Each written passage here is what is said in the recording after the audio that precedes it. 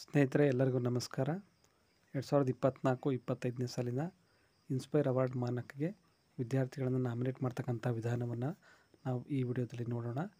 ಮೊದಲನೇದಾಗಿ ನಾವು ಯಾವುದಾದ್ರು ಒಂದು ಬ್ರೌಸರ್ನಲ್ಲಿ ಇನ್ಸ್ಪೈರ್ ಅವಾರ್ಡ್ ಮಾನಕ್ ಅಂತ ಹೇಳಿ ಟೈಪ್ ಮಾಡಬೇಕಾಗುತ್ತೆ. ಬಂದಂಥ ಆಯ್ಕೆಗಳಲ್ಲಿ ಮೊದಲನೇ ಆಯ್ಕೆ ಇನ್ಸ್ಪೈರ್ ಮಾನಕ್ ಅವಾರ್ಡ್ ಅಂತ ಏನು ಕಾಣಿಸುತ್ತೆ ಆ ವೆಬ್ಸೈಟನ್ನು ನಾವು ಕ್ಲಿಕ್ ಮಾಡೋದ್ರ ಮೂಲಕ ಓಪನ್ ಮಾಡಬೇಕು. ಕ್ಲಿಕ್ ಮಾಡಿದ ನಂತರ ನಮಗೆ national authority, state authority, district authority ಮತ್ತು ಸ್ಕೂಲ್ ಅಥಾರಿಟಿ ಬರುತ್ತೆ. ಇದರಲ್ಲಿ ನಾವು ಸ್ಕೂಲ್ ಅಥಾರಿಟಿಯಲ್ಲಿ ಕ್ಲಿಕ್ ಮಾಡಿ ಓಪನ್ ಮಾಡಿ ಅದ್ರ ಮೂಲಕ ನಾವು ವಿದ್ಯಾರ್ಥಿಗಳನ್ನು ಶಾಲಾ ಹಂತದಲ್ಲಿ ನಾಮಿನೇಟ್ ಮಾಡಬೇಕಾಗುತ್ತೆ. ಸ್ಕೂಲ್ ಅಥಾರಿಟಿಯನ್ನು ಕ್ಲಿಕ್ ಮಾಡಿದ ನಂತರ ನಮಗೆ ಲಾಗಿನ್ ಆಗ್ತಕ್ಕಂತಹ ಪೇಜ್ ಓಪನ್ ಆಗುತ್ತೆ.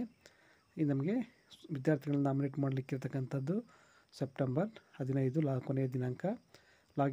ಲಾಗಿನ್ ಕ್ಲಿಕ್ ಹಿಯರ್ ಅಂತ ಏನು ಕಾಣುತ್ತೆ ಆಪ್ಷನ್, ಅದರ ಮೇಲೆ ಕ್ಲಿಕ್ ಮಾಡೋದ್ರ ಮೂಲಕ ನಾವು ವಿದ್ಯಾರ್ಥಿಗಳನ್ನು ನಾಮಿನೇಟ್ ಮಾಡಲಿಕ್ಕೆ ಶಾಲಾ ಹಂತದಲ್ಲಿ ಲಾಗಿನ್ ಆಗ್ಬೋದಾಗಿರುತ್ತೆ. ಇದಕ್ಕೆ ನಾವು ನಮಗೆ ಕೊಟ್ಟಿರ್ತಕ್ಕಂಥ ಒಂದು ಯೂಸರ್ ನೇಮ್ ಮತ್ತು ಪಾಸ್ವರ್ಡನ್ನು ಬಳಸಿ ಜೊತೆಗೆ ಅಲ್ಲಿ ಕಾಣ್ತಕ್ಕಂಥ ಕ್ಯಾಪ್ಚಾವನ್ನು ಎಂಟರ್ ಮಾಡಿ ಲಾಗಿನ್ ಅಂತ ಹೇಳಿ ಕ್ಲಿಕ್ ಮಾಡೋದ್ರ ಮೂಲಕ ನಾವು ಲಾಗಿನ್ ಆಗೋದ್ರ ಮೂಲಕ ನಾವು ಶಾಲೆಯಿಂದ ವಿದ್ಯಾರ್ಥಿಗಳನ್ನು ನಾಮಿನೇಟ್ ಮಾಡ್ಬೋದಾಗಿರುತ್ತೆ. ಈಗ ನಮಗೆ ಲಾಗಿನ್ ಆಗಿರ್ತಕ್ಕಂತಹ ಪೇಜ್ ಓಪನ್ ಆಗಿದೆ. ಇದರಲ್ಲಿ 4 ಆಯ್ಕೆಗಳು ಕಾಣಿಸುತ್ತೆ. ಅದರಲ್ಲಿ ಮೊದಲನೇ ಆಯ್ಕೆ ನಾಮಿನೇಟ್ ಸ್ಟೂಡೆಂಟ್ ಅಂತ ಇದೆ, ಅಥವಾ ಸ್ಟೂಡೆಂಟ್ ನಾಮಿನೇಷನ್ ಅಂತ ಏನು ಕಾಣಿಸ್ತಾ ಇದೆ. ಆ ಕೆಂಪು ಬಣ್ಣದಲ್ಲಿ ಕಾಣ್ತಕ್ಕಂಥ ಮೊದಲನೇ ಆಯ್ಕೆ, ಅದರ ಮೇಲೆ ನಾವು ಕ್ಲಿಕ್ ಮಾಡಬೇಕು. ಕ್ಲಿಕ್ ಮಾಡಿದ ನಂತರ ನಮಗೆ ವಿದ್ಯಾರ್ಥಿಗಳನ್ನು ವಿವರಗಳನ್ನು ನಮೂದಿಸ್ತಕ್ಕಂತಹ ಒಂದು ಪುಟ ತೆರೆದುಕೊಳ್ಳುತ್ತೆ. ಆ ಪುಟದಲ್ಲಿ ವಿದ್ಯಾರ್ಥಿಗೆ ಸಂಬಂಧಪಟ್ಟಂತಹ ವಿವರಗಳನ್ನು ನಾವು ಎಂಟರ್ ಮಾಡಬೇಕಾಗುತ್ತೆ. ಅಂತೆ ಮೊದಲನೇದಾಗಿ ನಾವು ಶಾಲೆಯಲ್ಲಿ ಕಾಂಪಿಟೇಷನ್ ಹೆಲ್ಡ್ ಮಾಡಿದ್ವಿ ಅಂತೇಳಿ ಎಸ್ ಆರ್ ನೋ ಇದೆ. ಎಸ್ ಅನ್ನು ಕ್ಲಿಕ್ ಮಾಡಿ ವಿದ್ಯಾರ್ಥಿಗಳ ಸಂಖ್ಯೆಯನ್ನು ನಾವಲ್ಲಿ ಎಂಟರ್ ಮಾಡಿ ಆನಂತರ ಕಂಟಿನ್ಯೂ ಕ್ಲಿಕ್ಕನ್ನು ಮಾಡಬೇಕಾಗುತ್ತೆ. ಇವಾಗ ನಮಗೆ ಜನರಲ್ ಇನ್ಸ್ಟ್ರಕ್ಷನ್ಸ್ ಕಾಣ್ತಾ ಇದೆ. ಈ ಜನರಲ್ ಇನ್ಸ್ಟ್ರಕ್ಷನ್ ನಾವು ಓದ್ಕೋಬೇಕಾಗುತ್ತೆ. ವಿದ್ಯಾರ್ಥಿಯ ಫೋಟೋ ಮತ್ತು ಸಿನಾಪ್ಸಿಸನ್ನು 2 MB ಕಡಿಮೆ ನಾವು ಫೈಲ್ನಲ್ಲಿ ಸೇವ್ ಮಾಡಿಟ್ಕೋಬೇಕಾಗುತ್ತೆ. ಓದಿದ ನಂತರ ನೆಕ್ಸ್ಟ್ ಅಂತೇಳಿ ಕ್ಲಿಕ್ ಮಾಡಿ ಈಗ ನಮಗೆ ಆ್ಯಡ್ ಸ್ಟೂಡೆಂಟ್ ಅಂತ ಇದೆ. ಆ ಆ್ಯಡ್ ಸ್ಟೂಡೆಂಟ್ ಅಂತಕ್ಕಂಥ 2 ಆಪ್ಷನ್ಗಳ ಕೆಳಭಾಗದಲ್ಲಿ ಸ್ಕೂಲ್ನಲ್ಲಿ ಲ್ಯಾಬ್ ಇದೆಯೇ ಇಲ್ವೇ ಅಂತೇಳಿ ಆಪ್ಷನ್ ಇರುತ್ತೆ. ಅದನ್ನು ನಾವು ಎಸ್ ಅಂತ ತಿಳ್ಕೊಬೇಕಾಗತ್ತೆ ಇದ್ದರೆ. ಆನಂತರ ಅದರಲ್ಲಿ ಲ್ಯಾಬ್ನಲ್ಲಿ 2 ಥರ ಲ್ಯಾಬ್ ಇದೆ, ಸ್ಕೂಲ್ ಲ್ಯಾಬ್ ಮತ್ತು ಅಟಲ್ ಟಿಂಕರಿಂಗ್ ಲ್ಯಾಬ್ ಅಂತೇಳಿ. ನಿಮಗೆ ಸಂಬಂಧಪಟ್ಟದ್ದನ್ನು ಆಯ್ಕೆ ಮಾಡಿ ಆನಂತರ ಆಯ್ಕೆ ಮಾಡಿದ ನಂತರ ನೀವು ಮೇಲ್ಭಾಗದಲ್ಲಿ ಕಾಣ್ತಕ್ಕಂಥ ಆ್ಯಡ್ ಸ್ಟೂಡೆಂಟನ್ನು ಕ್ಲಿಕ್ ಮಾಡಬೇಕಾಗುತ್ತೆ. ಆ್ಯಡ್ ಸ್ಟೂಡೆಂಟನ್ನು ಕ್ಲಿಕ್ ಮಾಡಿದ ನಂತರ ಇಲ್ಲಿ ಕಾಣ್ತಕ್ಕಂತಹ ವಿವಿಧ ಮಾಹಿತಿಗಳೇನಿದೆ ಇವುಗಳನ್ನೆಲ್ಲ ನಾವು ಒಂದು ಕಡೆಯಿಂದ ಫಿಲಪ್ ಮಾಡಬೇಕಾಗುತ್ತೆ. ಅದು ಕೂಡ ನೀವು ಇಂಗ್ಲೀಷ್ನಲ್ಲಿ ಫಿಲಪ್ ಮಾಡಬೇಕಾಗುತ್ತೆ. ಮೊದಲನೇದು ಸ್ಟೂಡೆಂಟ್ ನೇಮ್ ಇದೆ, ಅನಂತರ ತಂದೆ ಹೆಸರು, ತಾಯಿ ಹೆಸರು, ವಿದ್ಯಾರ್ಥಿಯ ಲಿಂಗ, ತರಗತಿ, ಓದುತ್ತಿರುವ ಶಾಲೆಯ ವಿಳಾಸ, ವಿವರಗಳು, ಕಾಂಟ್ಯಾಕ್ಟ್ ನಂಬರ್ ಮುಂತಾದ ಮಾಹಿತಿಗಳ ಜೊತೆಗೆ ವಿದ್ಯಾರ್ಥಿಯು ಸಿದ್ಧಪಡಿಸ್ತಕ್ಕಂಥ ಐಡಿಯಾ ಮತ್ತು ಇನ್ನೋವೇಷನನ್ನು ಹೆಸರು ಮತ್ತು ಅದರ ಸಂಬಂಧಪಟ್ಟಂಥ ವಿವರಗಳನ್ನು 300 ಅಕ್ಷರಗಳಿಗಿಂತ ಕಡಿಮೆ ಬರತಕ್ಕಂಥದ್ದು, ಜೊತೆಗೆ ಗೈಡ್ ಟೀಚರ್ ನೇಮನ್ನು ಕೂಡ ಎಂಟರ್ ಮಾಡಬೇಕಾಗುತ್ತೆ. ಇದಾದ ನಂತರ ಕೆಳಭಾಗದಲ್ಲಿ ಸ್ಕ್ರೋಲ್ ಡೌನ್ ಮಾಡಿದರೆ ನಮಗೆ ವಿದ್ಯಾರ್ಥಿಗೆ ಸಂಬಂಧಪಟ್ಟಂತಹ ಬ್ಯಾಂಕ್ನ ವಿವರಗಳನ್ನು ನಮೂದಿಸ್ತಕ್ಕಂತಹ ಪೇಜ್ ಇದೆ. ಬ್ಯಾಂಕ್ ವಿವರಗಳನ್ನು ನಮೂದಿಸಿದ ನಂತರ ಕೆಳಭಾಗದಲ್ಲಿರ್ತಕ್ಕಂತಹ ಸೇವ್ ಅಂತಕ್ಕಂತಹ ಆಯ್ಕೆಯನ್ನು ಕ್ಲಿಕ್ ಮಾಡೋದ್ರ ಮೂಲಕ ನಾವು ಒಬ್ಬ ವಿದ್ಯಾರ್ಥಿಯ ಸಂಪೂರ್ಣ ಮಾಹಿತಿಗಳನ್ನು ಅಪ್ಡೇಟ್ ಮಾಡಿದ ರೀತಿಯಲ್ಲಿ ಸಂಪೂರ್ಣವಾಗಿ ಕ್ಲಿಯರ್ ಆಗುತ್ತೆ. ಕೆಳಭಾಗದಲ್ಲಿ ಸೇವ್ ಅಂತ ಆಯ್ಕೆಯನ್ನು ಕ್ಲಿಕ್ ಮಾಡಬೇಕಾಗುತ್ತೆ. ವಿದ್ಯಾರ್ಥಿಯ ಡೀಟೇಲ್ಸನ್ನು, ಬ್ಯಾಂಕ್ ಡೀಟೇಲ್ಸನ್ನು ಎಂಟರ್ ಮಾಡಿದ ನಂತರ ನಾವು ಸಬ್ಮಿಟ್ ಬಟನ್ ಕ್ಲಿಕ್ ಮಾಡಿದ ಮೇಲೆ ನಾವು ಸ್ಟೂಡೆಂಟ್ ಫೋಟೋ ಮತ್ತು ಸಿನಾಪ್ಸಿಸನ್ನು ಅಪ್ಲೋಡ್ ಮಾಡ್ತಕ್ಕಂತಹ ವಿಂಡೋಗೆ ಬರ್ತೀವಿ. ಈಗ ನಾವಿಲ್ಲಿ ಅಪ್ಲೋಡ್ ಸ್ಟೂಡೆಂಟ್ ಫೋಟೋ ಅಂತ ಇದೆ. ಇಲ್ಲಿ ನಾವು ವಿದ್ಯಾರ್ಥಿಯ ಫೋಟೋವನ್ನು ಅಪ್ಲೋಡ್ ಮಾಡಬೇಕಾಗುತ್ತೆ. ಅದು 2 MB ಕಡಿಮೆ ಇರಬೇಕಾಗುತ್ತೆ. ಮೊದಲೇ ನೀವು ಸೇವ್ ಮಾಡಿಟ್ಕೊಂಡಿರಬೇಕು. ಆ ಫೈಲನ್ನು ಚೂಸ್ ಮಾಡಿಕೊಂಡು ಇಲ್ಲಿ ಅಪ್ಲೋಡ್ ಮಾಡಬೇಕಾಗುತ್ತೆ. ಫೋಟೋವನ್ನು ಸೆಲೆಕ್ಟ್ ಮಾಡಿಕೊಂಡು ಕೆಳಭಾಗದಲ್ಲಿ ಕಾಣ್ತಕ್ಕಂಥ ಅಪ್ಲೋಡ್ ಫೋಟೋ ಬಟನನ್ನು ಕ್ಲಿಕ್ ಮಾಡಬೇಕು. ಆಗ ಫೈಲ್ ಅಪ್ಲೋಡೆಡ್ ಸಕ್ಸಸ್ಫುಲಿ ಅಂತೇಳಿ ನಮಗೆ ಪಾಪಪ್ ಮೆಸೇಜ್ ಬರುತ್ತೆ. ಅದನ್ನು ಓಕೆ ಅಂತ ಕ್ಲಿಕ್ ಮಾಡಿ ವಿದ್ಯಾರ್ಥಿ ಫೋಟೋವನ್ನು ನೀವು ಗಮನಿಸಬಹುದು. ಅದಾನಂತರ ಕೆಳಭಾಗದಲ್ಲಿ ಸೆಲೆಕ್ಟ್ ಪ್ರಾಜೆಕ್ಟ್ ಸಿನಾಪ್ಸಿಸ್ ಲ್ಯಾಂಗ್ವೇಜ್ ಅಂತ ಇದೆ. ಸಿನಾಪ್ಸಿಸ್ ಯಾವ ಲ್ಯಾಂಗ್ವೇಜಲ್ಲಿ ಇರುತ್ತೆ ಆ ಲ್ಯಾಂಗ್ವೇಜನ್ನು ನೀವು ಸೆಲೆಕ್ಟ್ ಮಾಡ್ಕೋಬೇಕು. ನಂತರ ಸಿನಾಪ್ಸಿಸ್ನ ಫೈಲನ್ನು ಕೂಡ ನಾವು ಇಲ್ಲಿ ಅಪ್ಲೋಡ್ ಮಾಡಬೇಕಾಗುತ್ತೆ. ಅದು ಕೂಡ 2 MB ಕಡಿಮೆ ಇರಬೇಕು. ಚೂಸ್ ಫೈಲನ್ನು ಸೆಲೆಕ್ಟ್ ಮಾಡ್ಕೊಳ್ಳಿ. ಸೆಲೆಕ್ಟ್ ಮಾಡಿದ ನಂತರ ನೀವು ಸೇವ್ ಮಾಡಿರ್ತಕ್ಕಂತಹ ಪಾತ್ನಲ್ಲಿ ಹೋಗಿ ನೀವು ಫೈಲನ್ನು ಸೆಲೆಕ್ಟ್ ಮಾಡ್ಕೋಬೇಕು.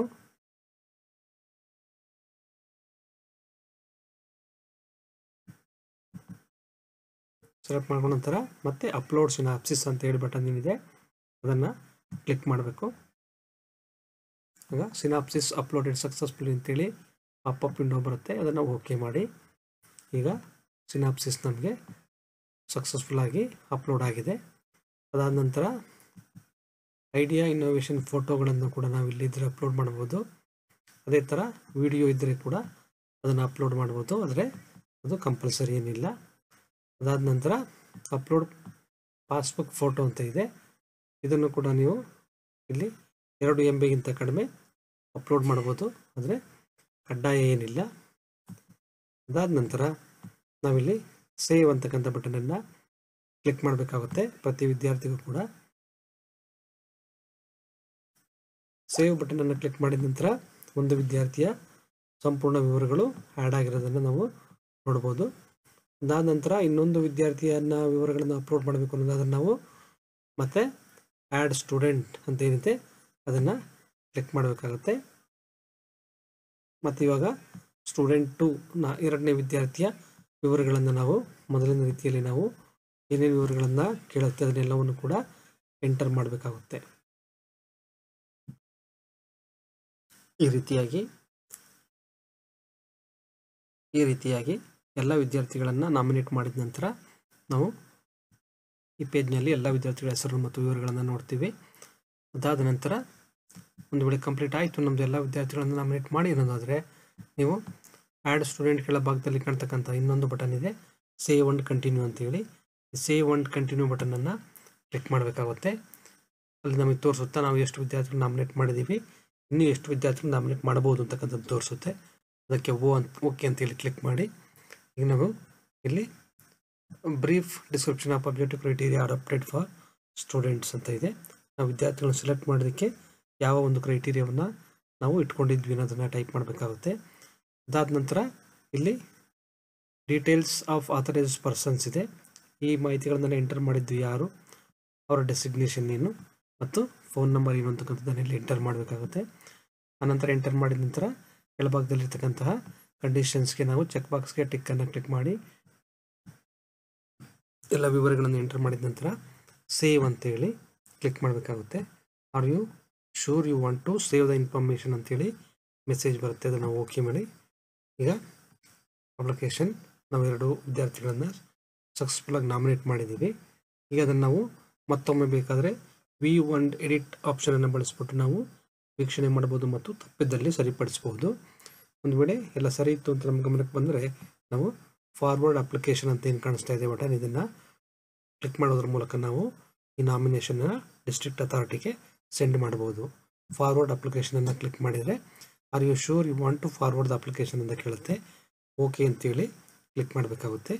ಈಗ ನಮಗೆ your application has been successfully forwarded to district authority for its approval and your application code for further references ಏನು ಅಂತೇಳಿ ತೋರಿಸುತ್ತೆ. ಅಪ್ಲಿಕೇಶನ್ ನಂಬರ್ ಮತ್ತು ಅಕ್ನಾಲಜ್ಮೆಂಟ್ ನಂಬರನ್ನು ತೋರಿಸುತ್ತೆ. ಅದನ್ನು ನಾವು ಅಕ್ನಾಲಜ್ಮೆಂಟ್ ನಂಬರನ್ನು ಸೇವ್ ಮಾಡಿ ಇಟ್ಕೋಬೇಕು. ಮತ್ತು ಅಕ್ನಾಲಜ್ ನಂಬರ್ ನಮ್ಮ ಭಾಗದಲ್ಲಿ ನಮಗೆ ಜನರೇಟ್ ಅಕ್ನಾಲಜ್ಮೆಂಟ್ ಅಂತ ಇದೆ, ಅದನ್ನು ಕ್ಲಿಕ್ ಮಾಡೋದ್ರ ಮೂಲಕ ನಾವು ಅಕ್ನಾಲಜ್ಮೆಂಟನ್ನು ನಾವು ಡೌನ್ಲೋಡ್ ಮಾಡಿ ಇಟ್ಕೋಬೋದು. ಈಗ ನಾವು ಅಕ್ನಾಲಜ್ಮೆಂಟನ್ನು ನೋಡ್ತಾ ಇದ್ದೀವಿ. ಈ ಅಕ್ನಾಲಜ್ಮೆಂಟನ್ನು ನಾವು ಡೌನ್ಲೋಡ್ ಮಾಡಿ ಸ್ಕೂಲಲ್ಲಿ ಇಟ್ಕೋಬೇಕಾಗುತ್ತೆ ರೆಫರೆನ್ಸ್ ಆಗಿ. ಈ ರೀತಿಯಾಗಿ 5 ವಿದ್ಯಾರ್ಥಿಗಳನ್ನು ನಾವು ಒಂದು ಶಾಲೆಯಿಂದ ಇನ್ಸ್ಪೈರ್ ಮೊನಾರ್ಕ್ ಅವಾರ್ಡ್ಗೆ ನಾಮಿನೇಟ್ ಮಾಡ್ಬೋದಾಗಿರುತ್ತೆ. ವಿಡಿಯೋವನ್ನು ವೀಕ್ಷಣೆ ಮಾಡಿ, ಇಷ್ಟ ಆದರೆ ನನ್ನ ಚಾನಲನ್ನು ಸಬ್ಸ್ಕ್ರೈಬ್ ಮಾಡಿ, ಈ ವಿಡಿಯೋವನ್ನು ಹೆಚ್ಚು ಶೇರ್ ಮಾಡಿ ಅಂತ ಕೇಳ್ತಾ ಎಲ್ಲರಿಗೂ ಧನ್ಯವಾದಗಳು.